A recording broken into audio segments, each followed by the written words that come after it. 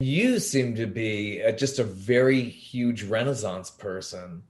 You could just do so much, especially being an artist and an entrepreneur. So how does that feel? Just being it must feel fantastic to be able to do this, especially during COVID. The kind of buzzword of today is pivot, right? Yeah, yeah. um, I think when it initially happened, let's say the beginning of March, and you're kind of going through the shock of, my God, I can't really believe where we are, and you still can't really believe where you are. Um, and then looking into Soho Muse and my business, and kind of looking into same as you, a lot of our members who are normally on tour, who are normally, performing and are on Broadway shows, that have lost and at the time were losing so much. So we created a series called Saves, and it was a concert series. We do sound checks the night before, and it was a really very like raw, up close and personal way in which the performers, whether it's a film that they're showing, whether they're doing an acoustic set, whether we just did a fashion show yesterday, a way in which that they could either do ticket sales or tips by donation, and each one of our members ended up generating income through it, which was just such a gift and such a give back. So when we talk about pivoting, that was, kind of producing content within the site was something very new and something very different that we hadn't done before, um, which was such a gift. And then actually at Christmas, which is so beautiful, after taking a bit of a hiatus from music, I launched a Christmas single, which 100% of the proceeds went to charity, with my dear friend and someone who I adore, and we've worked so much together. And this beautiful Christmas single that we did, which is so gorgeous, and his name is Milan Breton. So, I heard about that. That yeah, I heard is in the way that your voice is just it was this wonderful melange with this baritone and your voice. I just like, wow, what a great piece of magic there. I'm thank you. sure that had to be feel like a huge accomplishment. Well, doing the music video actually was just to be performing again, to actually be on set, to feel there was a little bit of normalcy and just human interaction was so gorgeous. It genuinely was one of my favorite days, and I will treasure that for life. So every moment of filming that was so real and so alive and so much fun. I absolutely loved it. And it went to where did the proceeds go to? What was It the went, it went to the Vanderbilt Museum, which is where I sit on the board, and it went to Milan's organization, which was basically it's all Broadway artists and part of the LGBTQ community. So he was very passionate, and I'm obviously very passionate about that. So it was a beautiful blend of both. Yeah, what a great way to end the year because I know we had been through so much. And how is that been in New York? Have you been coming into the city? Do you get the vibe if you go through the city and see, oh my gosh, Broadway is like so dark right now. I think there's something. I wasn't here during 9/11. I was born here, but I wasn't here at that time.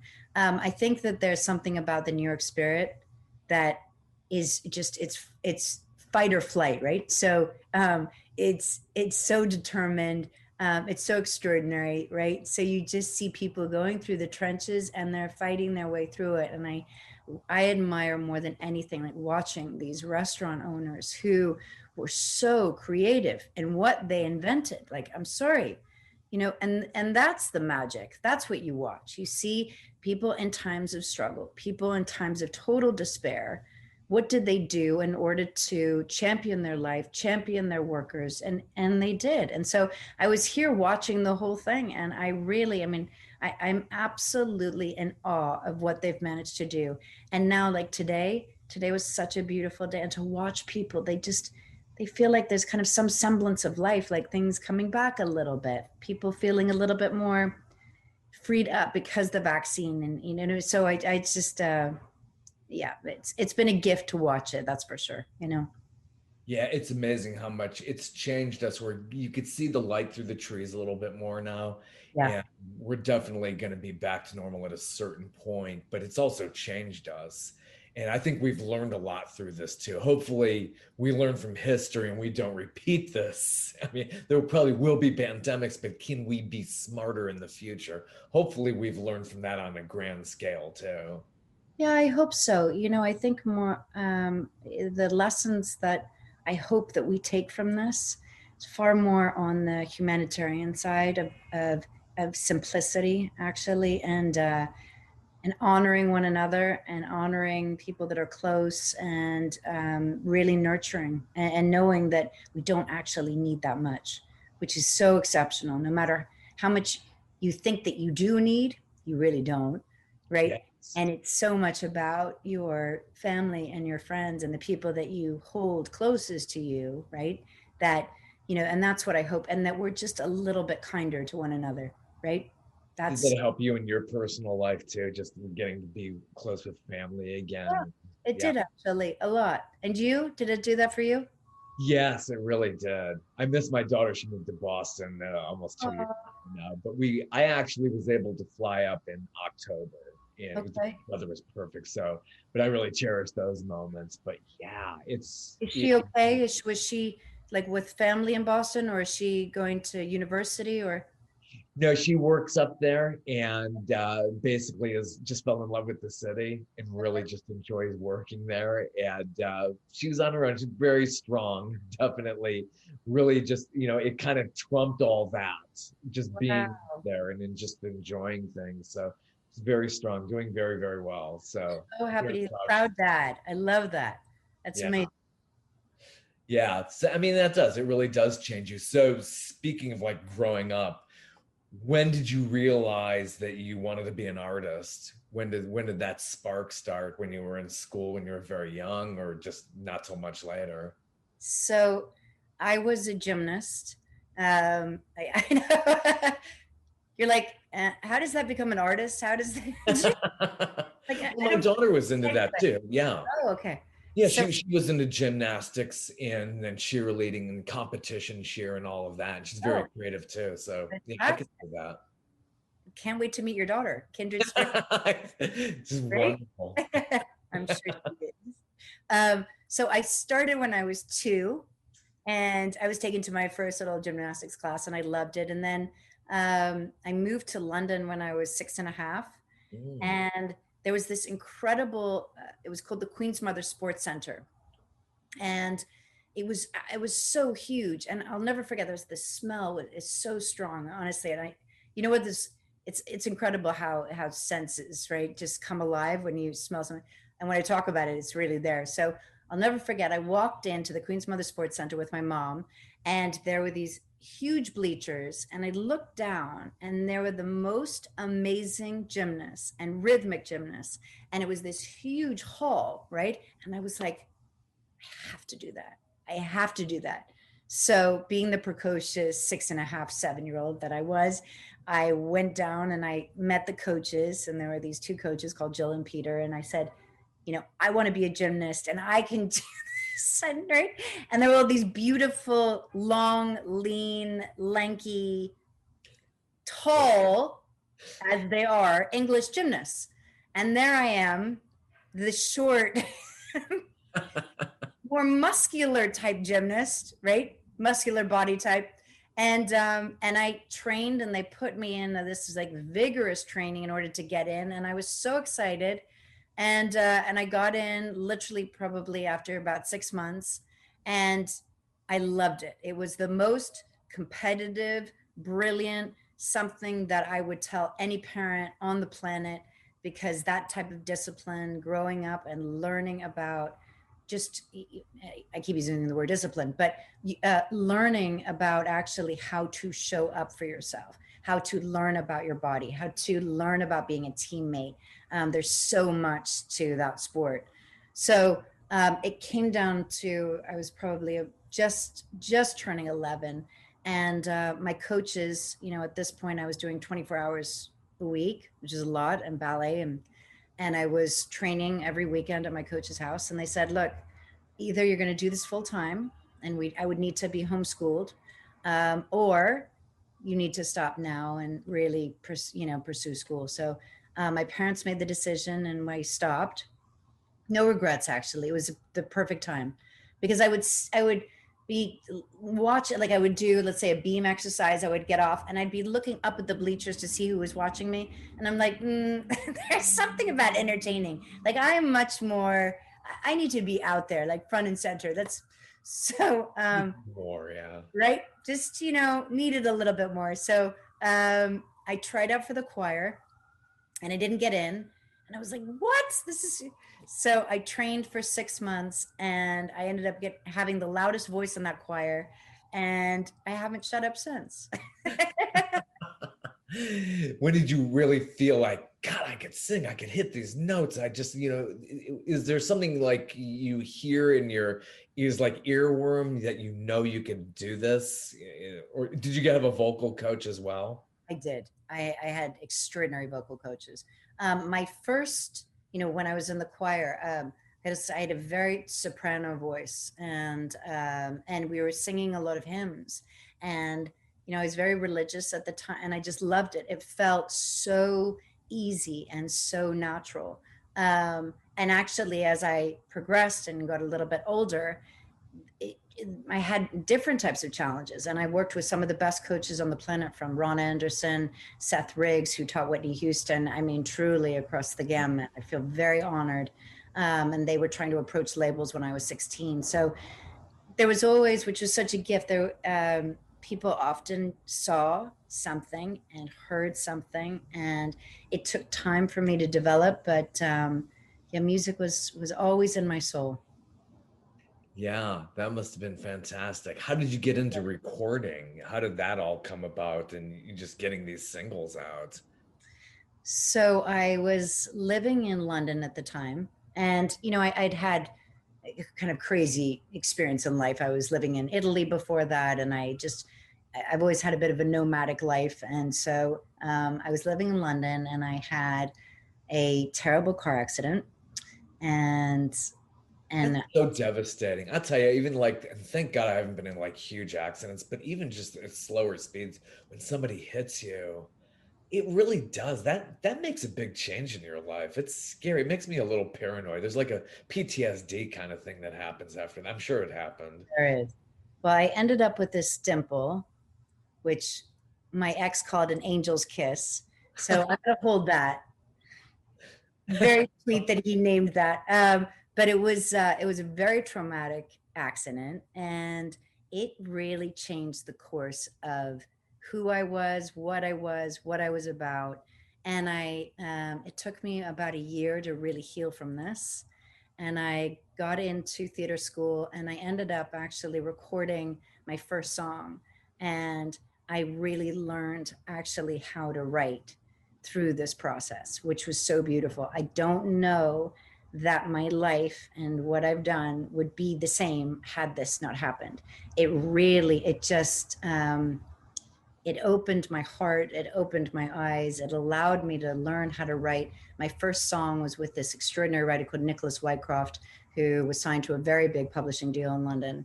And my first song, it was called Let Love Wash Over Me. I was signed to Sanctuary Records with that song. How did Yeah. that feel when you first got that and you got down to that final mix? I'm sure it was a, labor of love too, but how did that feel when you first heard that back? It's like, wow. I couldn't believe where I was. And it was such an honor. I was able to have my mom, and the recording studio was called Nomad, and the mixing room, and it was just this huge council. And it just, I don't, I there just it felt like everything that I'd been through and all the experiences all made sense up until right. It was all worth every second of it. And I felt really proud. I really did.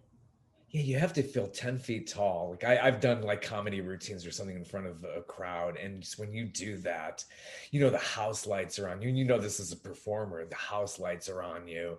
And you feel, and your voice is projected, and you still feel so big.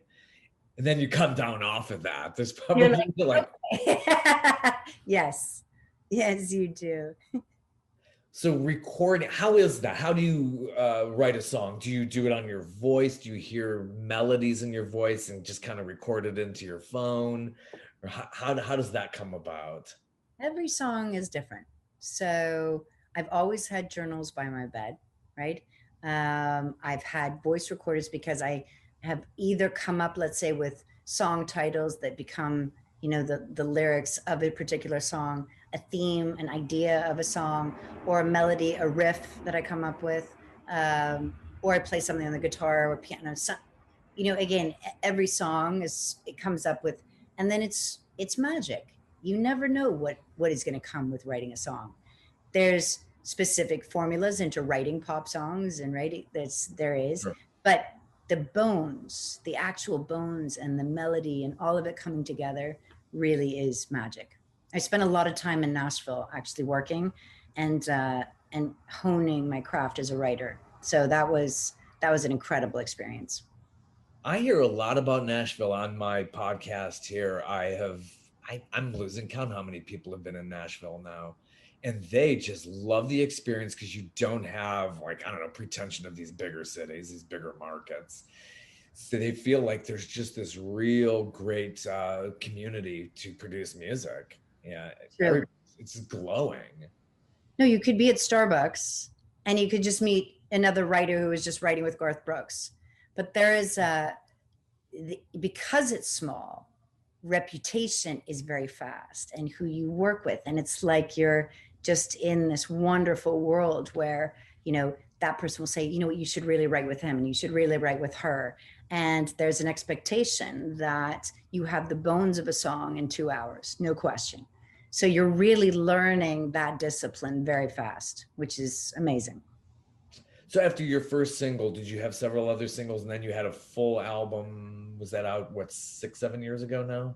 No, so what happened? So my first single, "Let Love Wash Over Me," and I did my first EP when I was signed to Sanctuary Records, and then I moved to LA and I had a fantastic production deal with Peter Amato and Jess Sutcliffe, and then I came on to actually working with a 7-piece male rock band, which is so much fun. And we toured and played around LA, which is amazing. And our first single from that album actually stayed on the charts for 16 weeks and went to number 11 on the Billboard dance charts. And so that was really my first single. And it was just incredible because I had always been in either like trip hop and pop, kind of more in the Dido type vein. And to move into the dance genre was so completely different. And so then I had another 4 singles after that. And my last single went to number 5 in the US. And I toured around Europe with that, which was amazing. And so I left my last tour 4 years ago. So you must really, really miss that live performing and getting that reaction. And I like, I do. There's nothing that ever compares to that. There isn't. yeah, just getting that. What's the difference? How do you feel like when you're in Europe versus the US? How are those audiences different in reaction? Anyone more powerful than the other? Just it's just different in its own way. Germany was and has been just a very, very loving and open audience to me. They're so receptive to music. I'll never forget. I was interviewed by one of the oldest stations in Berlin, and the DJ had been there for God knows how many years, and he said, the difference between the way that you hear music and the way we hear English music is that we learn that melody. We know everything that song is. And then we know the lyrics because it's obviously our second language. So we are so invested into that song in a very different way than you hear it. And I said, wow, it's just, yes, logically it makes sense, but it's not something you would think about, right? So their love and their passion and their charisma. I mean, I'll never forget my last show. There were just thousands and thousands of people, and people just had like images of me for the last 10 years, signing autograph, like just because they're so invested. And I don't mean that in a bragging way, just people are invested into your life. People are invested into your career and following you, and that if you made a little bit of an impact that day, what a great gift is that. And to watch people singing your songs, there is no greater feeling on this planet. Oh, what an honor that somebody would cover you. Yeah, it's like, well, now I know I've really made that. Beyond, That's beyond. really amazing. How has your family been as far as supporting you in the endeavors that you've been into? Always challenging. There's always like one parent, like, I don't know, my mother kind of questioned me going into communications. My dad always wanted me to go into it because he didn't like what he embarked on in life. So he wanted what was best for me. So there's always that yin yang with the family, I'm sure. I don't think it was probably what they expected or anticipated or thought it was going to be at all. Um, I embarrassed my mom a lot. Anywhere we would go, I would get up and I'd want to sing, and she was like hiding underneath the table. She's like, please, please, God, please don't. And so I think there was a lot of that. And, but I've always been my own rebel, really. I've always kind of led to the beat of my own drum. So Yeah, I think that's the beauty of raising kids and family. It's like you just never know what you're going to end up getting. They always surprise kids will always do that. They'll always surprise you, I'm I'm sure. sure that is so true. I'm so sure about that. So what was it like going through school all the years just growing up and also getting into singing in the arts? Did you have friends who were very receptive to you doing this kind of work? Oh, that's a really good question. Um, did I have friends who were very receptive? I did actually. I had, my very, very closest friends who were always with me were amazing champions of me singing. So anywhere we went, they were always like, "Please get up and sing. Please do that." Right. So no, they were really wonderful and very, very supportive. Yeah, that's even more important in that way than your family supporting you. It's your friends, because then you know you're really being accepted by your peers in that regard, and you're gonna get that support. So, and it's not this false sense of security either they're giving you. It's real honest feedback. And to get that, I'm sure was probably very liberating growing up, I'm sure. True. It really was. Yes. Yeah. Did you do anything besides music? Were you getting into acting? Was that something else that you were interested in? Yeah, I always actually thought that music would take me into acting. So I was in theater school, which is incredible. I've worked with amazing acting coaches. I've always loved it. And I feel like that's such a part of it, even shooting music videos. There's such a, you know, um, and I really enjoyed it. And I've been in multiple plays. And I just, and especially actually moving to New York, I also thought that would be another area. But, building Soho Muse has been my life, my kind of, my soul really for the last 4 years. And so I've dedicated everything to that. I would love to be able to actually embark on that. And, I also, just as you, like, I love being a talk show host. I love doing that. So there's so many different areas too that I think they're just exploring right now. So it's always a new chapter, right? Yeah, it really is. I think with the arts, it's always about, you end up stumbling into things. It's just the timing in that regard too. There is a little bit of luck in who you know, but it's just like what you stumble into. You could end up hosting a syndicated talk show you don't know, or you could end up in film. You could just Yeah. be in somebody's movie and go on that carear. And You that's never kind of the know, beauty of it. right? Now, has anyone ever told you you look a little bit like Anderson Cooper? I we're somewhat colleagues because I've edited some of his stuff. I'm sure you have. I've no nobody said to him. I would be compared in some ways. If I'm in black and white, I'm like Stanley Tucci. Okay. But I let this go gray just like Anderson did. Yeah, we're the same age. So to give that away. But I can see that you have a little bit of resemblance in the facial structure. You do. I love Anderson. Did you get to know him at all or anything? I've Just hear met about him. I've met him twice. We're Okay. cousins, obviously, and I mean, what a beam of light! Like that man walks into a room and he's like, "Hello, I'm here." He has so much presence, and I really admire him. So Yeah, he's the real deal. I remember him back in '03 coming down here to Atlanta because we used to have him do some anchoring on the weekends. That's when he was really getting his chops going. He had just finished being on the Mole, and he was just getting into being on the network. And he's still the same. And it really hasn't gotten to him. His head has not exploded at all. He really keeps it real. That's the impression that I got, actually. It really did feel that way. Just very kind, very caring, always wanting the truth. You know what I mean? His eyes are so piercing. It's like they're like going straight at you, like, "Mm, I'm gonna get it all out of you. Anything." It's like that. Yeah. That's why I love seeing him on 60 Minutes and doing that Uh-huh. work too. He does great work with that. And I saw him here when he came here with Andy Cohn. They did a tour and they Oh my did a God. talk with an audience. That must have been so much fun. Yeah, they Their had a great banter and their relationship, right? Oh, I love it. I love it. They have great stories. They do.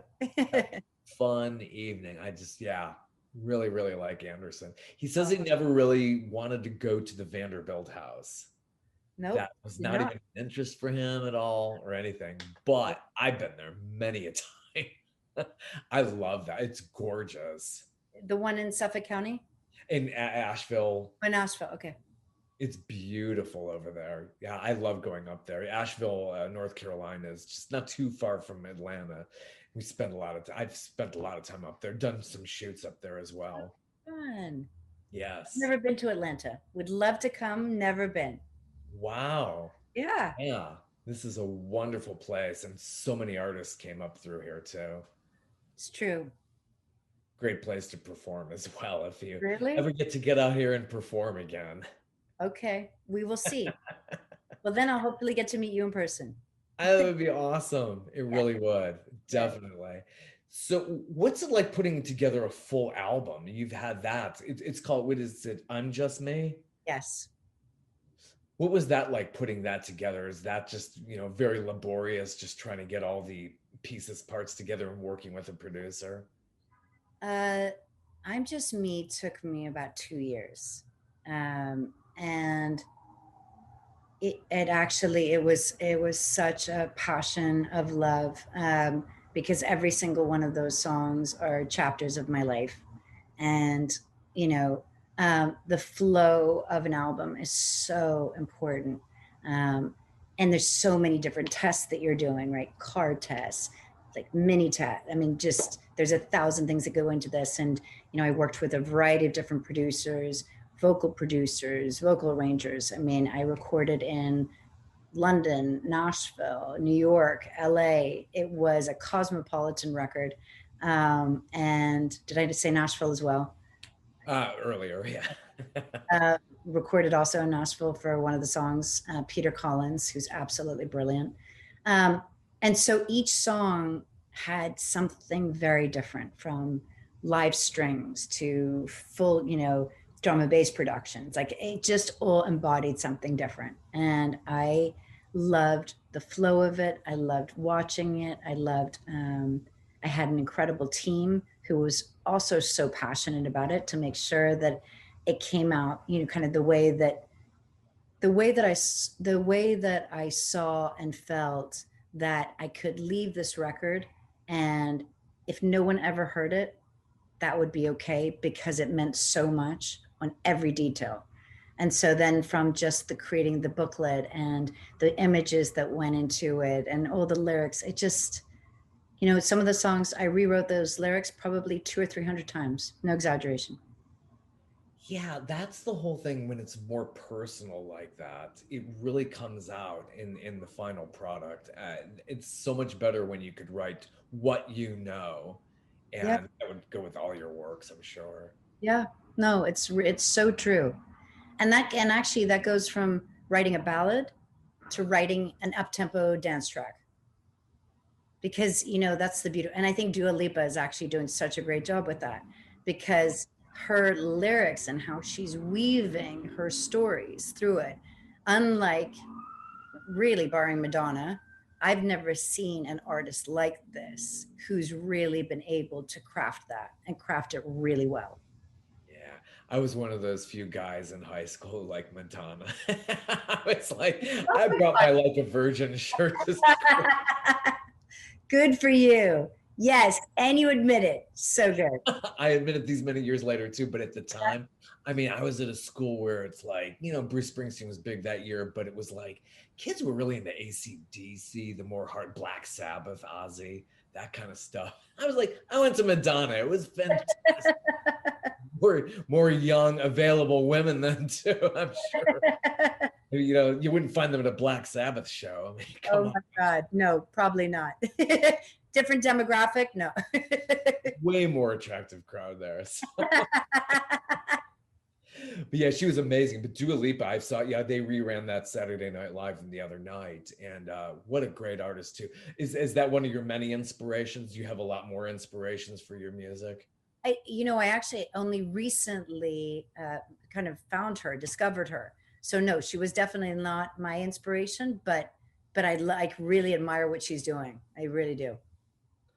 Yeah, absolutely. But from when you write, now, do you work with instruments? Or are you trained on guitar, piano? Yeah. I started actually with the flute. I was a flautist. I went to grade Oh, 7. Um, so, that helped me a lot in actually training my ear and melodies, which was brilliant. But I play guitar and I play a little bit of piano. I need to get a lot better with the piano. That's kind of also my goal. I really, really I wanted to take this time actually during the pandemic and really train on the piano. And I didn't get a chance to do that as much as I wanted to. So, but I will. it sounds like you could be a self-teacher, and you could do very well at that if you wanted to. Yeah, I don't know about that. But then again, your Thank hands you. in so many other pies too, I'm sure, just being an Yes, entrepreneur and doing everything you do. exactly. So you into other charities as well? I was seeing an ovarian cancer charity that seems to be very close to you as well. So I was very, very involved. When I lived in LA, I was the vice president of the Ovarian Cancer Coalition. This exceptional woman, Gail McKenna, who founded it, she had ovarian cancer for over 35 years. And she was a trailblazer. She wasn't afraid of anything. That woman could go anywhere, do anything. There was no no's. So we spent a lot of time together. I released a lot of singles, actually toured to raise money for her charity. Went to Washington multiple times, lobbied for money for the organization. I mean, just hand to heart, it meant so much to me. And it was while my mom was struggling with ovarian cancer. So it was very, very real. And sadly, since I've been here, I haven't been that active, but it's an organization that I think is absolutely brilliant. And anyone who's ever, knock on wood, experiencing ovarian cancer, I always champion them to go there. They're just an incredible resource. Yeah, it reminds me of Gilda's Club. I don't know if you're familiar with that, Gilda No. Radner's Oh, organization. okay. Yeah, they call it Gilda's Club. I think it's something in New York. Okay. I've read over the years. Yeah, but gosh, yeah. But it must feel so good to get involved. And I like when artists do this. And some people are very cynical about it. But it's so great that artists get involved in causes. I love to see that happen. But when it's real, like I was involved in the American Cancer Society because my dad had a heart attack before he was 60. Like, I think when you find whatever it may be, passion projects, things that touch your heart, because there is so many causes, um, but you're really authentic about it, you can feel it, right? It's like Yeah, anything yeah. in life. You just know, right? And so I believe when you can advocate for something that you wholeheartedly, like you want to make a change, you want to make a difference, people can feel that they will help you, they will support you, and they will follow on your train. It's a very interesting thing when you're not and you're sitting and the motivation is different. I don't think you ever impact the same way. That's, Yeah. you know, It really is. It's just a wonderful feeling. I do a lot of, charity stuff too, especially with my running. I do, runs for charities and oh, stuff like good. that. How Love it. often do you run? Oh, almost every day. Do Can't you do it every really? single day, but almost. Good for you. How many miles? Um, since the pandemic, I've been really doing the 5 and 10K lengths and sometimes the 10 milers. I did a full marathon 4 years ago. Oh my God. Yeah, full one. That's a real doozy. A lot of times I'll do half marathons. Those are a little more reasonable. A full takes a lot of dedication, but I like tying that in with I'm running for this cause and raising or I'll raise some money for that. I'm not much of a fundraiser, but I'll ask people to, especially the Cancer Society too, because I have a sister who's battling stage 4 lung cancer. So Oh, no, I'm so sorry. Oh God. very well. Was really, really battling though, trying to get the insurer to cover a drug that's really keeping her going. That's really tough. So sorry for you. My prayers are with you and your family, and sorry. I was going to tell you there, I met this guy recently who ran from LA to New York. I love hearing that. Okay. I'm like, are you insane? 51 miles a day. No One a exaggeration. day. Yes, a day. And then I said, what are you listening to? Nothing. And I said, Nothing. I'm like, you've got to be kidding me. Who can do that? Who can run for 51 miles and not listen to anything? He said, well, I have music in my head. Music in your head? Like, what do you mean? Are you writing your own songs in your head? Because I'd like to. Really? Wow. No, I could not do that. I need something in the head. Yeah, definitely. Wow. I That's know. crazy. It's really crazy. And I So really, 21 a day. Wow. yes, a day. And honestly, that just was like a blip. It's still on the weekends 35 miles. I'm like, what? Where are you going? How long does that take? My gosh. I know. New What a goal, great by the thing. way.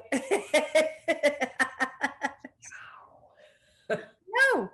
Yep, that's exactly how I felt. I had to share it with you. I haven't actually shared that information with anyone. I was Yeah. blown away.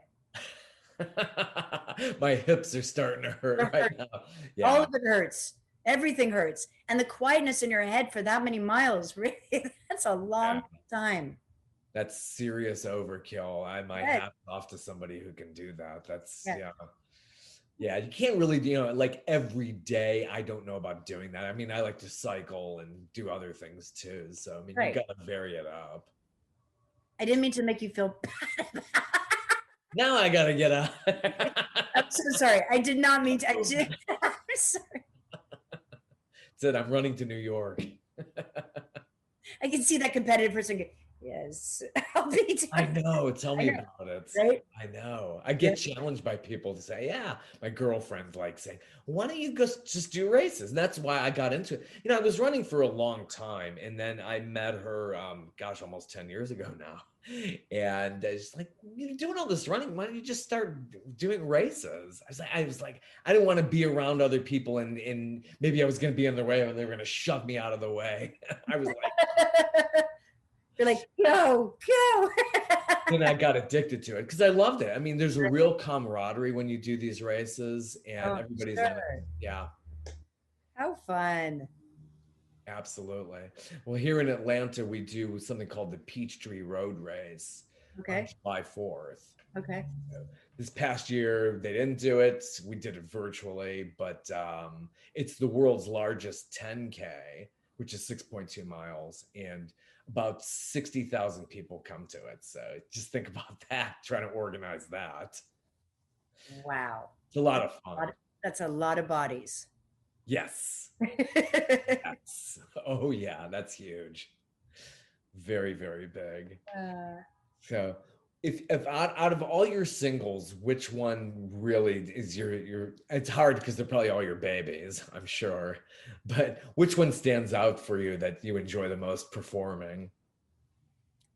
good question. Feel so alive.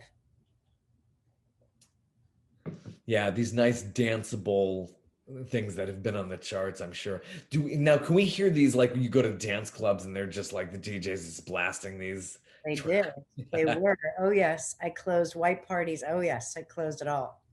So I can much just fun. kind of picture that. Yep. Played, I mean, I've done every Capitol Pride, 250,000 people in Washington. I mean, apps, I mean, just really had the best time on the planet. Oh, that must have been so fun, I'm So sure. fun. Oh my God. Just in the diversity of people, right? And just so open. It Yeah, really is. Really, hopefully you can get back to doing those kind of I events. hope so. And then that single, actually, the video was banned in 10 countries. Oh, what happened in there? I'm sure, yeah, some of these countries, they have, crazy culture and leadership, I'm sure. And it wasn't for what you think at all. It was not sexual by any means. It was actually the director had come to me and had a very personal experience with a morticianer when he was a child. And so he said, because the song's called Feel So Alive, and it's absolutely a romance. It's a Ginger Rogers, Fred Astaire, like it's that. And he said, how would you feel about being in, like working with the morticianer and being actually in, kind of a mausoleum, like doing it. Well, no, it's, what's it called? I'm losing my mind. I'm so sorry. In where you get buried, what's the like Just the near cemetery or but it's kind of it's all the foundation, like the prep work that they do before moratorium, in the more, right? yeah. So that's what I meant, moratorium. So and I said, well, that sounds very intriguing. Hey, anything, different visuals, interesting Exactly. visuals. And I love music videos, and I love making a difference, and I love doing things that are juxtaposition and that aren't the same. And so at one point they actually, like, where they put you into that kind of casket area, right, where you were Yeah, alone yeah. by yourself. There is no ventilation, there is no anything. And I was there for 40 minutes. So when they pulled me out, there is a tear that's coming Wow. down. And that was so real. Oh, yes. That's an interesting story with stories with music videos, I'm sure. Oh my gosh. What's it like though, shooting music videos? It's just, I mean, obviously you enjoyed that. It's the greatest. It is so much fun because you're acting, you're singing, you're doing everything. It's just, I think it's one of the greatest mediums. I really do. It is just brilliant. Yeah, I remember when that all started, and so many artists were resistant to it. You had a few nuggets here, like David Bowie loved doing it. I mean, he really just adopted the form, but others are just like, I'm not an actor, I'm Really? a I musician. didn't know that. Plenty. New York's own Billy Joel, who would always say, I can't stand doing these. That's just not me. But no, it wasn't for everybody's cup of tea. But David Bowie was amazing. Michael Jackson and Prince and all these other people God, were just, yeah. yes. Like legends, of course. Totally, totally. Gosh. So what's life like in New York now? I mean, are you going out doing very much? Do you go to Central Park? Yeah, I mean, as I said before, we're starting to. It's just started Yeah. really opening up a little bit, and the weather's getting a little bit nicer. And restaurants now, you're at 25% where you can actually go in, you can eat inside, which is fantastic. And so it's the glimpse. We're seeing the light a little bit, and there's a lot of people getting vaccines, which is fantastic. So people are being really safe. And so, yeah, it is. It's all starting to open up. So right now, so what are you planning on once, going forward? Doing more recording, taking on more charities, doing more entrepreneurial work? So my company Soho Muse is we're just doing so much. Not only we're creating so much content, as I mentioned, our concert series. We have a voice series. We did a whole BLM LGBTQ event, which was so extraordinary. From people like Linda Perry to Ja Rule to just unbelievable talent. We have a sustainable fashion event coming up in April. I have a younger tier that opened up called Soho Muse World. So we're working with a lot of universities right now and helping to mentor kids, provide internship opportunities, create these master classes. And so it's a beast of helping creatives be the best of themselves, to connect, collaborate, distribute their work. So it's that's really become something that's very, very important to me. And getting back into traveling too, I'm sure. And yes, of course. You're a world traveler. You've been in many I countries, I'm sure. feel very blessed. I've traveled a lot. You learned other languages? Can you get around? I do. I speak French and Italian. Ah, Um, knew you I, were like just you're trilingual. they needed still a little bit of work. Let me be honest. Like my grammatical and written, yeah. But I can conversationally, yes, absolutely. And I did record a song in Spanish with Spanglish. That Oh my was Spanglish. yes. That is so cool. Yeah, it'll be nice to get out there again and get in. Right? What are you into with fashion? As far as my own, Do you do fashion shows? Do you do performing at fashion shows, I or have, and do you yes, model yourself as I, well? I have. I've done both. Just such a gift. But yes, I performed at fashion shows. I have modeled in, which has been so much fun. Yeah, I love fashion. I do. But I'm not a big shopper at all, actually. I'm one of those very strange, rare chicks where you're like, you don't like shopping? And I'm like, no, I really don't. I actually get anxiety going into stores and shop it. Like I'm a person that I go in, I know exactly what I want. I can pick two or three, and then I'm done. If I spend too long, like it really drives me. And my friends don't understand. Like, why don't you enjoy? I just said, I can't do it. I just can't. I can understand that. It's weird. Depends on what I'm shopping for that I'm Uh, really interested in. Like obviously guiding. I like electronics. I like video software and equipment. I'm into that. But in clothes, I do enjoy that. I could get into that. I can get lost in some of those kind of places, definitely. But yeah, it's some people just have that kind of anxiety. It's like, this is just I got to get out of here. I can understand that. can't do it. Just can't do it. So have you spent time in Milan? Is that one of those locations that you've gone to, being in the fashion world and all of that? Florence. I lived in Florence Oh, actually just after high school, which is one of the best things I've ever done in my whole life. I was there for nearly a year. Um, I haven't really spent that much time in Milan. No, yeah. Paris. Being it's kind of jogged my memory because of fashion. I know you spent time in Italy, but Yeah, just the fashion, the fashion mecca. So many people flock to. they do. It's so true. And I love Florence. I've been to Florence. I did a feature on Rome, Florence, and Venice many years ago. Oh wow, Oh, fantastic. Oh my love. God. Did you ever want to leave? Never. I wanted to check out the Amalfi Coast and other, cities beyond there. But yeah, everything is just so wonderful and unique there, and the architecture is amazing. And I love it. I mean, that you can just drive literally from the north, which we did actually 2 summers ago, and through the Amalfi Coast, which you have to do. Um, Uh, Positano. I mean, it just truly one of the most exceptional because, just as you said, every town um, has its own flavor because it's the people, their specific like delicacies in the way that they present their food and what they do, and just they're so warm, they're so kind, they're so loving. Um, think about moving there. Yes. I discovered because I'm not a huge meat person. I loved Rome for all the pasta and the pizzas and all that. Uh, But I think it was around like Florence and places like that where I was getting into like prosciutto and salamis and stuff like that, and cheeses and salami. Because I grew up in Cleveland, Ohio, and we had a lot of Italian Americans there who had like Italian American delis. So it brought all that back to me. I was like, oh my gosh, I just totally forgot about all this stuff. oh my God. Amazing. So incredible. It is. I love it.